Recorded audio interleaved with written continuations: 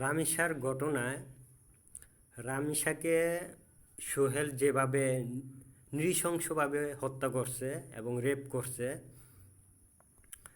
তারপর সোহেল ভাবছিল যে তার কিছুই হবে না, কোনো বিচারই হবে না, কারণ সে তার বাংলাদেশ সম্পর্কে ভালো আইডিয়া আছে যে বাংলাদেশে বিচার হয় না, শুধু রায় হয়।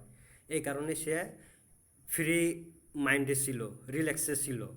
পরে যখন দেখলো যে প্রশাসন খুব জোর দিতেছে, খুব শক্ত হয়ে গেছে, তখন ভয় পেয়ে গেছে, মনে ভয় ধরে গেছে। এই কারণে তখন পাগলের অভিনয় করতেছে। ঠিক আছে, কারণ পাগল হইতে পারলেই সে বিনা হিসাবে মাপ, কারণ সে পাগল, পাগলের কোনো বিচার নাই।